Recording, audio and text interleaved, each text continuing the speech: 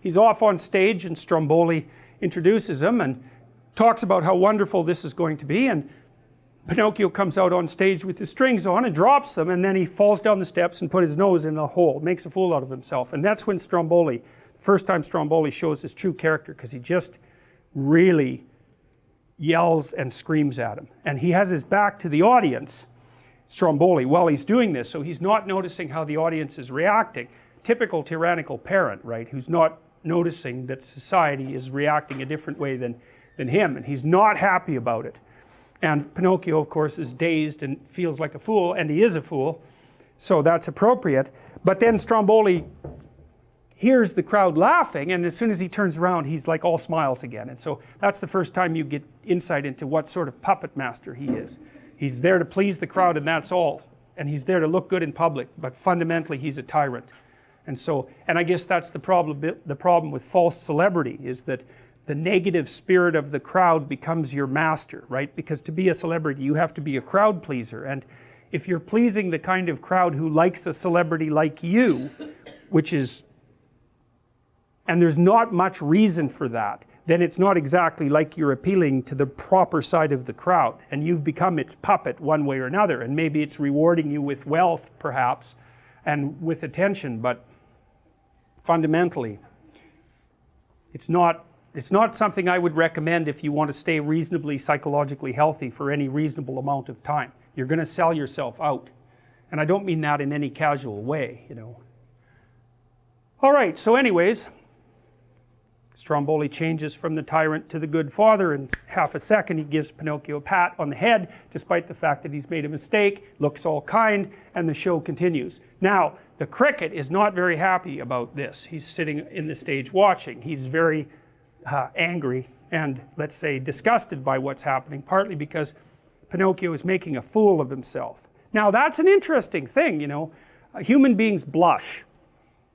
In fact, if I remember correctly, the name Adam, you know, like Adam and Eve, is related to the capacity to blush. Now, that comes from something I read a long time ago, and that might be wrong, but Adam does manifest shame in the sight of God, so there is a relationship there. But anyways,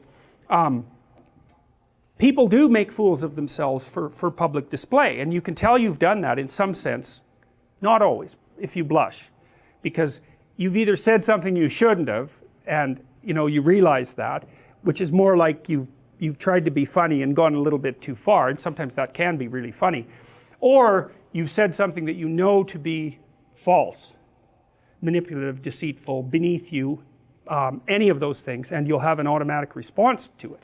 You'll be ashamed and blush. And one theory about that is that you can trust people who blush.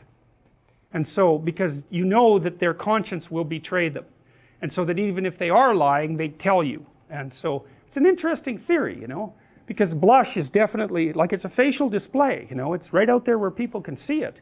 So, you know, maybe that's true, maybe it isn't, but it's kind of an interesting idea. Anyways, the cricket is not happy with what's going on. He's not happy about Stromboli, and he's not happy about the willingness of Pinocchio to make a fool of himself to support this false celebrity.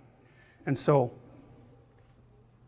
I actually think that's why the celebrity types like that often get narcissistic and arrogant, you know, it's because they aren't paying attention. They're not paying attention really to what's happening inside of them. They drown it out because the glory and the money and all that is so attractive and enticing. They don't notice, they refuse to notice what price they're paying for it, and they magnify up their grandiosity and their arrogance to keep that stuff all under control. And then of course they get surrounded by sycophants, which is a really bad thing, right? They get surrounded by people who will tell them exactly what they want to hear. And that's really bad if what you want to hear from other people is not good for you. To surround yourself with people who won't offer you genuine criticism or even genuine reward. It's the same thing. Like, you want from me that I differentially reward and punish you in approximately the way that the good part of the crowd will.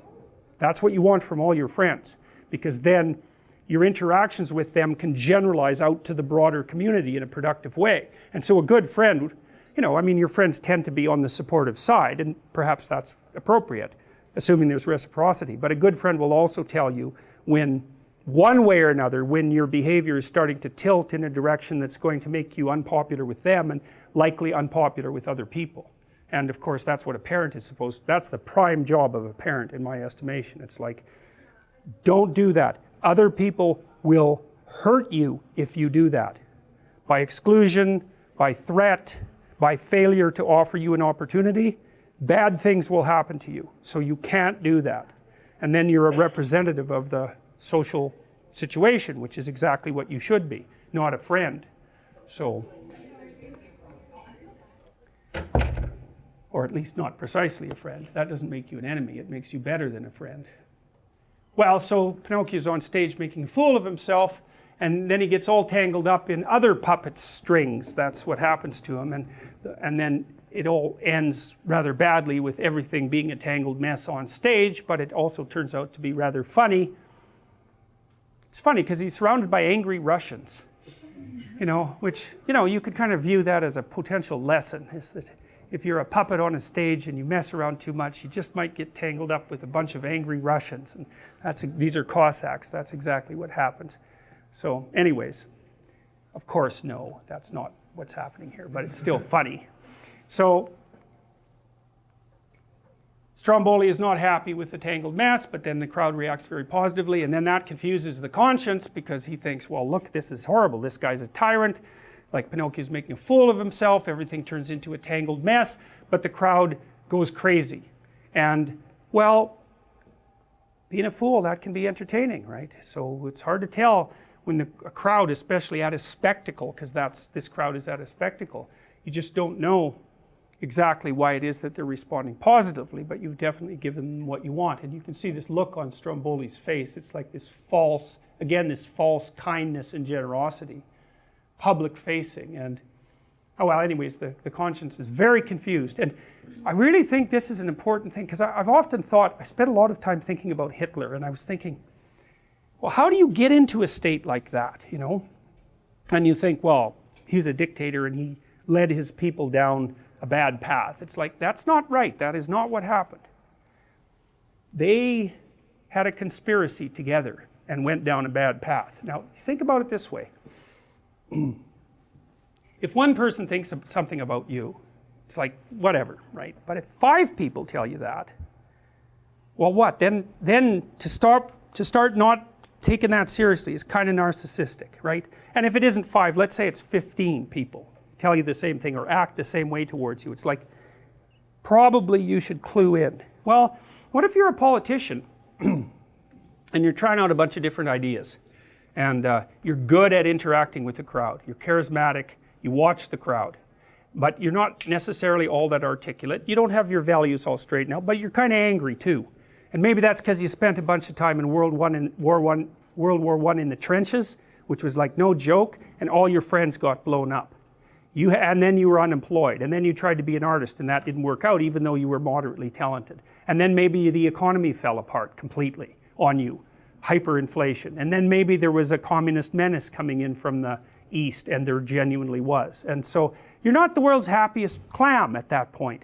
And you're talking to people who aren't that happy either, because they were also badly defeated in World War I, and then they had a terrible treaty they had decided, and they lost part of their territory. And so the crowd's not happy, and neither are you, and there's reason for it. And so you start talking to them. You don't know what you're upset about, and neither does the crowd. So you start to articulate some things about why you might be upset. And some of them fall flat, but you're paying attention to the crowd. So you stop saying those things. And some of the things make the crowd really wake up and listen. And so you start saying more of those things, right? It's an unconscious dialectic between you and the crowd. It's mediated by consciousness, but it's not like you're sitting there saying, although you might be, I'm going to tell this crowd more what it wants to hear. It's more sophisticated than that. And so you do that 1,000 times, and you do that to ever increasing crowds. And the crowd really starts to go mad. And they basically tell you that you're the savior of the nation. It's like, how many bloody people have to tell you that before you start to believe it? You know, I would say with a typical person, 100 will do it. That'll get you going, man. If 100 people tell you specifically why you're special, you're going to be thinking, even if you're kind of humble to begin with, you're going to be thinking, geez, there's got to be something to this, man.